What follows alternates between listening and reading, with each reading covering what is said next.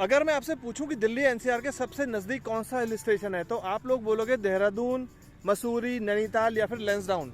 और ये जो मेरे पीछे आप लैंडस्केप देख रहे हो, यहाँ तक आने में हमें दिल्ली से सिर्फ 3 घंटे लगे हैं। और ये लोकेशन इतनी अच्छी है, यहाँ पर देखो पीछे, मेरे पीछे देखिए, ऊंचे ऊंचे हरे भरे पहाड़ और एक बड़ी सी झील, नैनीताल से भी बड़ी झील, और राजपूतों के इतिहास को बताते हुए बड़े बड़े किले, बहुत अच्छे अच्छे किले।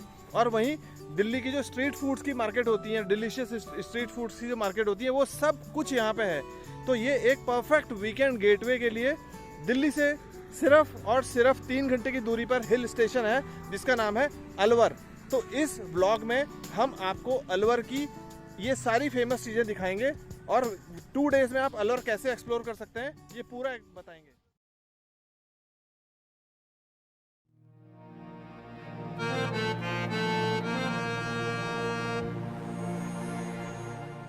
अपनी अलवर की जर्नी की शुरुआत होती है नोएडा से, जहां सुबह करीब 4 बजे हम लोग निकल पड़ते हैं अलवर के लिए और दिल्ली मुंबई एक्सप्रेसवे के इन बेहतरीन रास्तों से होते हुए पहुंच जाते हैं अपने होटल। कुछ देर यहां रुककर हम निकल पड़ते हैं पांडुपोल हनुमान जी के मंदिर, जो कि भारत के सबसे प्राचीन मंदिरों में से एक है।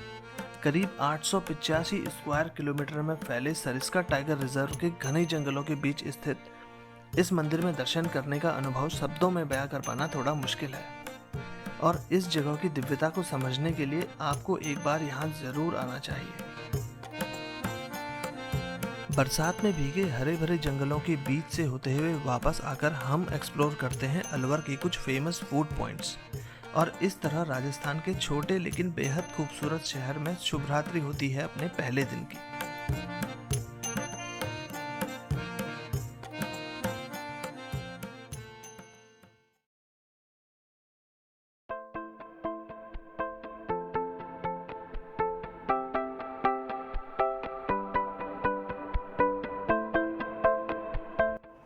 तो अभी हम आ चुके हैं होप सर्कस, और ये जो है अलवर का बहुत ओल्ड मार्केट है, जो ट्रेडिशनल मार्केट होता है। यहाँ पर आपको खाने पीने के बहुत सारे ऑप्शंस मिल जाएंगे, स्पेशली नाश्ता ब्रेकफास्ट के लिए अगर आप यहाँ पे आते हैं दिन में तो काफ़ी सारे ऑप्शंस आपको मिल जाएंगे। इन्हीं में से एक हम ट्राई कर रहे हैं, सोहन लाल कचौड़ी वाला, जो यहाँ पर आप जो है वो कचौड़ी ट्राई कर सकते हैं। और देखिए कितनी भीड़ लगी हुई है मार्केट के पास में, अराउंड 5 to 10 मिनट्स का टाइम लगता है। और मैं आपको इसके प्राइस अगर दिखाऊँ तो करीब 15-20 मिनट का वेट करने के बाद हम लोगों को फाइनली कचौड़ी मिल गई। और जो कचौड़ी है वो ये देखिए, टेस्ट बहुत अच्छा है इसका। और जो हमारे दिल्ली एनसीआर में जो कचौड़ी मिलती है उससे थोड़ा डिफरेंट है। खड़े मसाले वगैरह डाले गए हैं इसमें बहुत सारे, और टेस्ट जो है वो स्पाइसी साइड है, लेकिन टेस्ट बहुत अच्छा है इसका कचौड़ी का। टेस्ट बहुत अच्छा है। अगर कोई फूड लवर है तो उसके लिए कचौड़ी खाना सबसे बेस्ट ऑप्शन है। ऐसी कचौड़ी आपने कभी नहीं खाई। कचौड़ी का गर्मा गर्म नाश्ता करने के बाद आप इसी शॉप के बगल में आ सकते हैं शंकर शंभू टी स्टॉल, और यहाँ की चाय का टेस्ट हमें काफी पसंद आया।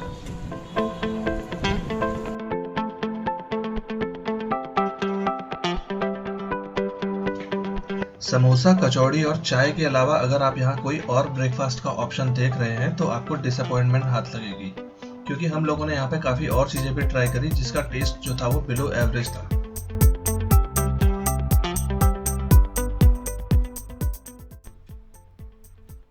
होप सर्कस में सुबह का नाश्ता करने के बाद आप घूमने जा सकते हैं सिटी पैलेस और मूसी महारानी की छतरी, जो यहाँ से सिर्फ 1.5 किलोमीटर की डिस्टेंस पर है।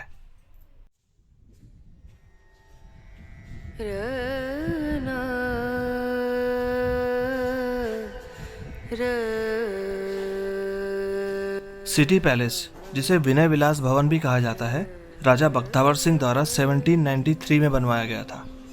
इस महल का इंडो इस्लामिक आर्किटेक्चर अपने आप में कला का एक बेजोड़ नमूना है। हालांकि 200 वर्ष से भी ज़्यादा पुरानी इस महत्वपूर्ण स्मारक का मेंटेनेंस ना के बराबर होने की वजह से यह जगह काफ़ी जीर्ण शीर्ण अवस्था में पड़ी हुई है।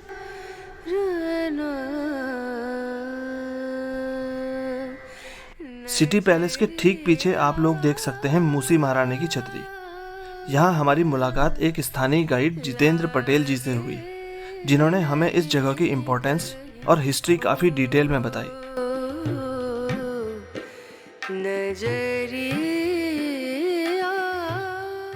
मेरा नाम जितेंद्र है। मैं यहाँ पे स्टेट गाइड हूँ, एकमात्र स्टेट गाइड इधर हूँ मैं यहाँ पे मूसी महारानी की छतरी पे। जो ये अलवर डिस्ट्रिक्ट है, यहाँ पे अलवर डिस्ट्रिक्ट में सिटी पैलेस है और उसी के पास ये बहुत अच्छा आर्किटेक्ट इंडो इस्लामिक शैली में बना हुआ मूसी महारानी का समाधि स्थल है, छतरी बोलते हैं। राजपूतों में एक कल्चर होता है सती प्रथा, एक कल्चर होता है पर्दा प्रथा, एक कल्चर होता है जोहर प्रथा। तो यहाँ सती प्रथा का कल्ट हुआ था। तो यहाँ पे जो राजा बख्तावर सिंह थे, उन राजा बख्तावर सिंह की वहाँ पे उनकी पासवान कहलाती है। जैसे आज लिव इन रिलेशनशिप में मैटर होता है, ऐसे उस स्ट्रक्चर को राजाओं के समय पासवान बोलते थे। तो ये राजा की डांसर थी, तो राजा उसे रानी के जैसे रखता था। तो राजा की मृत्यु होने पर उनकी ऑथेंटिक रानियां सती नहीं हुई थी, लेकिन ये दासी उनको पति मानती थी। तो यहाँ इस जगह पर सती हुई। ये उनके फुटप्रिंट्स हैं। हाँ भैया, ये मूसी महारानी की जो छतरी है ये इंडो इस्लामिक शैली में बना हुआ है। जो डोम टेक्निक पर ऊपर दिखाइए भैया, ये ऊपर का जो डोम है इस्लाम से आया है और इसमें ये गोल्डन पेंटिंग बना हुआ है जो 1815 का बना हुआ है। यहाँ के जो राजा बख्तावर सिंह थे, उनके लड़के जो विनय सिंह थे, उन विनय सिंह ने ये स्ट्रक्चर बनवाया। और ये पूरे के पूरे जो संगमरमर है, ये मकराना यहाँ पे नागौर डिस्ट्रिक्ट है, वहाँ का मकराना का संगमरमर है, तो ताजमहल में भी लगा है। यहाँ पे 80 पिलर है टोटल में। और नीचे का जो स्ट्रक्चर बना है ये डबल मंजिल है। नीचे के स्ट्रक्चर करौली का सैंडस्टोन है जो लाल पत्थर है। अयोध्या जो राम मंदिर बना है उसमें भी ये करौली अलवर या कलोरी डिस्ट्रिक्ट का ही सैंडस्टोन गया है। अलवर के पास ही वो डिस्ट्रिक्ट है यहाँ पे। तो इसी तरह से ये स्ट्रक्चर बना है। ये स्ट्रक्चर में ये जो राजवंश है यहाँ का, अलवर राजवंश, आमेर जयपुर का राजवंश, भगवान राम के पुत्र कुश के वंशज है, तो कछुआ राजपूत कहलाते हैं। तो राम के जो विष्णु पुराण में विष्णु भगवान के 10 अवतार हैं, उनमें से राम भी एक अवतार है। उनकी कुछ पेंटिंग्स इधर दर्शाई गई हैं। ये 1815 की बनी है। तो ऊपर में देखिए, यहाँ पे ऊपर आपको पेंटिंग्स में दिखाई देंगे। फर्स्ट टाइल ऊपर की है जिसमें राम लक्ष्मण सीता जी हनुमान जी आपको नमन करते हुए दर्शाए जा रहे हैं। इधर साइड में देखेंगे अपन तो यहाँ पे बाली और सुग्रीव को युद्ध करते हुए दिखाया गया है, रामायण में वो पेंटिंग बनी हुई है। तो यहाँ पे रामचंद्र जी पेड़ के पीछे छुप के तीर चला रहे हैं। इधर सीता जी की पालकी की सवारी जारी है और यहाँ पे झूले, तीज त्योहारों के झूले होते थे, वो दिखाई दे रहे हैं। इधर की साइड में दिखाएं तो इनके अपोजिट, जस्ट अपोजिट साइड में दिखाएं तो ये राजा बख्तावर सिंह हाथी पे सवार है, उनका सवारी जा रही है। ऐसे यहाँ पे जो लोग पानी चढ़ाते हैं, मूसी महारानी के अलवर के लोग, उनकी यहाँ धार्मिक मान्यता है कि ये पानी मूसी महारानी चढ़ाते हैं तो उनका ऑरा मैग्नेटिक फील्ड, ये पानी वाइब्रेट हो जाता है। ये पानी इस चैनल के थ्रू यहाँ चैनल में आता है, इस चैनल के थ्रू ये यहाँ पे पौंड में पहुँचता है। तो यहाँ पे ये पौंड है, इस पौंड में ये पानी होता है। इस पानी को बच्चों को नज़र वगैरह के लिए अगर इनको वाइब्रेट करते तो उनका नज़र जो ऑरा मैग्नेटिक फील्ड उनका गड़बड़ होता है, वो मैग्नेटिक फील्ड भी इससे क्लीन हो जाता है। इवन लोग अपने घरों में भी अपने ऑरा को, मैग्नेटिक फील्ड को, घरों के मैग्नेटिक फील्ड को क्लीन करने के लिए इस पानी का छिड़काव भी करते हैं। तो ये देखिए कितना नेचुरली ये अरावली हिल्स आपको दिखाई दे रही है। वर्ल्ड की सबसे ओल्डेस्ट हिल है, अरावली हिल्स हैं, जो टोटल लंबाई इनकी 692 किलोमीटर है, जो गुजरात के पालम से लेकर दिल्ली के पालमपुर तक है। रायसीना हिल पे राष्ट्रपति भवन इसी बना हुआ है। ये वर्ल्ड के फोल्ड माउंटेन है, जो एंडीज पर्वतमाला अमेरिका, और ये वर्ल्ड की 6 करोड़ साल पुरानी है। तो इन्हीं माउंटेन के नीचे तलहटी में आपको ये सागर जलाशय दिखाई देता है। ये नेचर, प्राकृतिक बारिश का पानी इधर आता है। इसमें 12 छतरियाँ बनी हैं। जो ये 12 छतरियाँ बनी हैं, ये 12 राशियों को इंगित करते हैं, सिंह, मेष, मकर वगैरह को। तो जो रानी जिस राशि के नाम की होती थी, उसी छतरी पे वो स्नान करती थी। तो यहाँ पे आपको ये यज्ञ वेदियाँ दिखाई देंगी, लोहे के बॉक्स लगे हुए हैं। हाँ, ये लोहे के बॉक्स लगे हैं। तो यहाँ पे ये पूजा पाठ के लिए रानियाँ नीचे स्नान करती, छतरी के ऊपर यज्ञ करती थी। उन यज्ञ कराने के लिए आपको जो सामने कुछ बिल्डिंग्स दिखाई दे रही है, तो भैया आप ये बिल्डिंग्स को दिखाइए। तो ये राजाओं के पुजारियों के बिल्डिंग्स हैं, जो उनके वंशज आज भी यहाँ रहते हैं। तो रानियों को यहाँ पूजा पाठ करवाते थे। तो यहाँ पे रानी और राजा के अलावा कोई और सामान्य व्यक्ति, नागरिक नहीं आ सकता था। तो यहाँ गुप्त रहता है। ये आपको जो इधर दिखाई दे रहा है, राजाओं का सिटी पैलेस है, जो 1793 में बना है। तो ये भगवान राम के वंशज है, सूर्यवंशी। तो आपको देखिए वहाँ पे जूम करके दिखाई दिया, सिटी पैलेस में सूर्य कंकन दिखाया गया है। तो राजा रानी गर्मियों में इन झरोकों पे बैठते थे। यहाँ से ठंडी हवाएं इस जलाशय, सागर जलाशय उनको प्राप्त होती थी।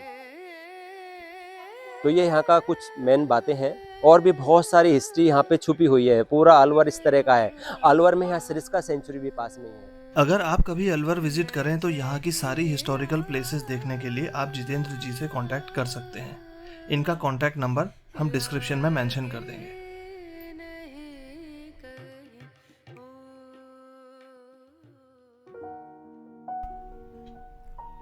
अलवर शहर के सेंटर में लोकेटेड सिटी पैलेस और मूसी महारानी की छतरी विजिट करने के बाद आप सिटी पैलेस के अंदर ही स्थित म्यूजियम देख सकते हैं, जो कि एक मस्ट विजिट प्लेस है। सिटी पैलेस के सबसे ऊपरी मंजिल पर स्थित इस म्यूजियम में आपको राजपूतों के सांस्कृतिक, ऐतिहासिक और सैन्य इतिहास की झलक देखने को मिलती है।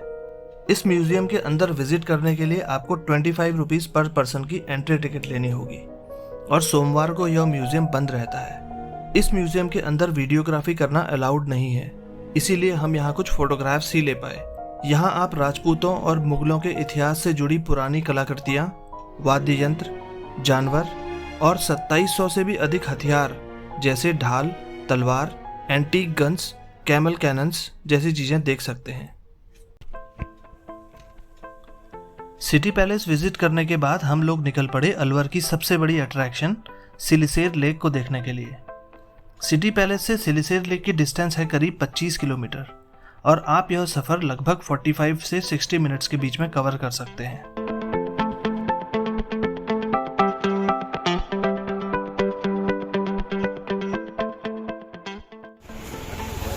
सिलिसेर लेक विजिट करने की एंट्री टिकट है 100 रुपीज़ पर पर्सन।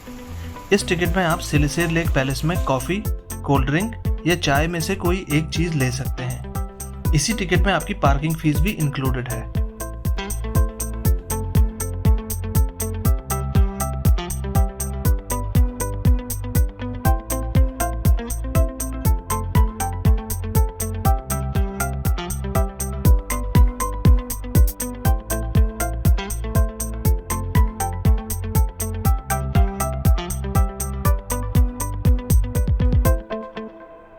चारों तरफ से अरावली की हरी भरी पहाड़ियों से घिरी हुई सिलिसेर लेक करीब 7 स्क्वायर किलोमीटर के एरिया को कवर करती है और इस लेक में आप वाटर स्पोर्ट्स जैसे jet ski, paddle boats, speed boats का भी आनंद ले सकते हैं।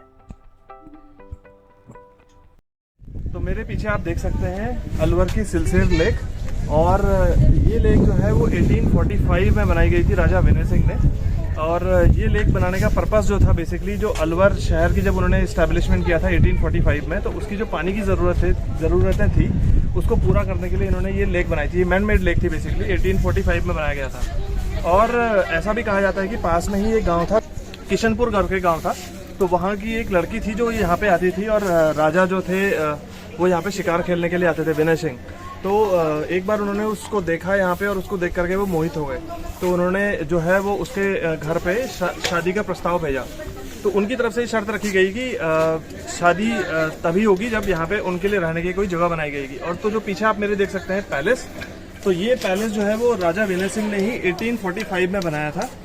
और लेक और ये पैलेस जो दोनों साथ साथ हैं और यहाँ से जो पैलेस का जो व्यू है तो बहुत अच्छा आता है। अभी आप इधर देखेंगे सामने, तो ये जो प्लेस है यहाँ पे ये जो बीच में जगह बनाई गई है, यहाँ पे जो है रानियों वगैरह के नृत्य करने के लिए जगह बनाई गई थी जो, और राजा लोग वो यहाँ से बैठ करके देखा करते थे। तो ये काफ़ी सुंदर सी लेक है और आप चारों तरफ से देखेंगे तो चारों तरफ अरावली की पहाड़ियों से घिरी हुई और बहुत ही सुंदर व्यू आता है यहाँ पे। बरसात के टाइम पे आने का यहाँ पे बहुत ही अच्छा फ़ायदा है, बिकॉज ये पानी का जो लेवल है वो काफ़ी अच्छी भरी भरी लेक आपको यहाँ पे मिल जाती है। यहाँ तक आने के लिए हमको जो अलवर का शहर है वहाँ से अराउंड 20 किलोमीटर की ड्राइव करनी पड़ी और ऊपर आने के लिए आपको यहाँ पे 100 रुपीज़ पर पर्सन का टिकट देना पड़ता है, जिसमें आप यहाँ पे या तो कोल्ड ड्रिंक ले सकते हैं, वाटर बॉटल ले सकते हैं या फिर कुछ और सामान ले सकते हैं।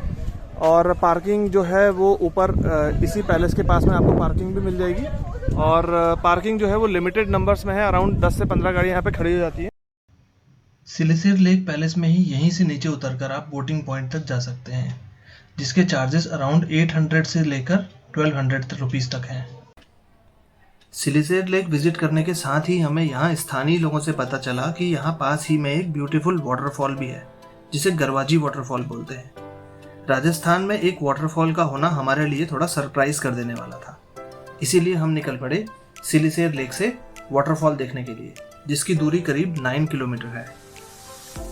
इस वाटरफॉल तक जाने का रास्ता अलवर के गांवों से होकर जाता है और बीच बीच में आपको हल्की फुल्की ऑफ रोडिंग भी करनी पड़ सकती है।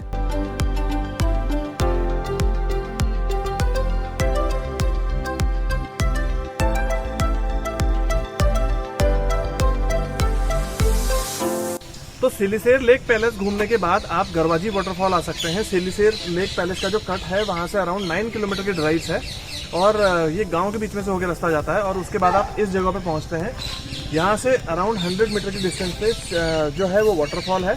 और जो मेरे पीछे अभी आप देख सकते हैं ये यहाँ की पार्किंग है।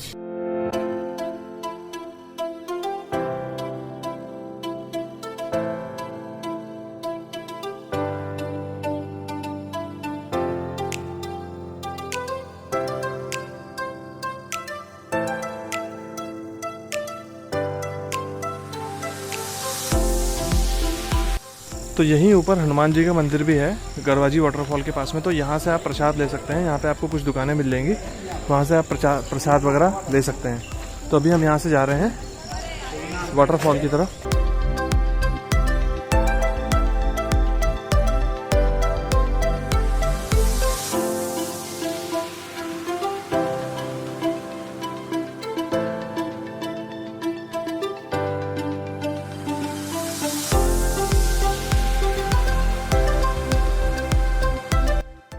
तो ये देखिए जी, अराउंड शाम का समय है अभी और वो सामने दिख रहा है वाटरफॉल। बहुत सारे लोग दिख रहे हैं यहाँ पे नहाते हुए अभी।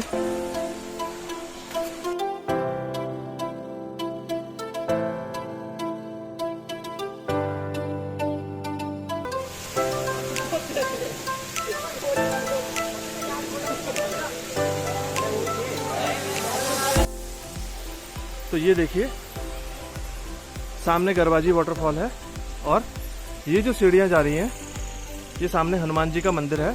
तो अभी वहीं जा रहे हैं हम लोग। यहाँ पे बंदर वगैरह काफ़ी संख्या में है, तो अगर आप अपने साथ सामान वगैरह लेके आते हैं तो बैग में लेके आइए, अदरवाइज़ ये बंदर अटैक कर रहे हैं। तो चलिए चलते हैं ऊपर मंदिर में, दर्शन करके आते हैं। तो ये देखिए, ये है वो स्ट्रीम जो नीचे वाटरफॉल की तरफ जा रही है। और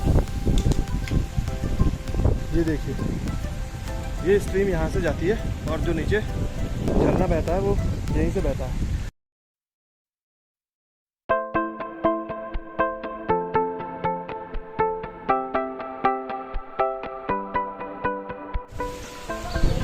जय बजरंगबली हनुमान की।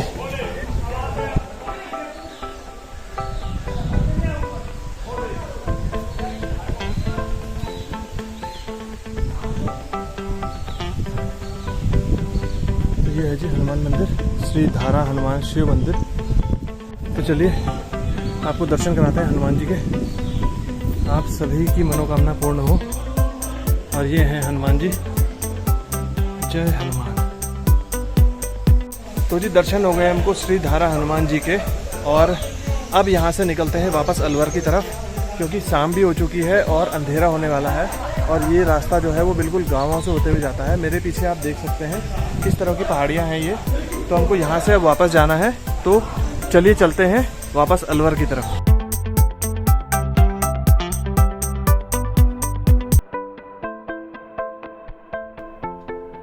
गरवाजी वाटरफॉल से वापस लौटते हुए हमें करीब करीब रात हो चुकी थी। अलवर शहर की अपनी इस यात्रा के दूसरे दिन आज हमने सारा दिन घूमा और यहाँ की काफ़ी सारी पॉपुलर अट्रैक्शंस को भी कवर किया। लेकिन अभी भी एक ऐसी जगह थी जिसे अगर आप बिना एक्सप्लोर किए यहाँ से चले गए तो आपकी अलवर की जर्नी अधूरी रह जाएगी। क्योंकि ये व्लॉग ऑलरेडी काफ़ी बड़ा हो चुका है, तो आपसे कल फिर मिलते हैं और अलवर की अपनी इस अधूरी कहानी को पूरा करते हैं। तब तक के लिए शुभ रात्रि।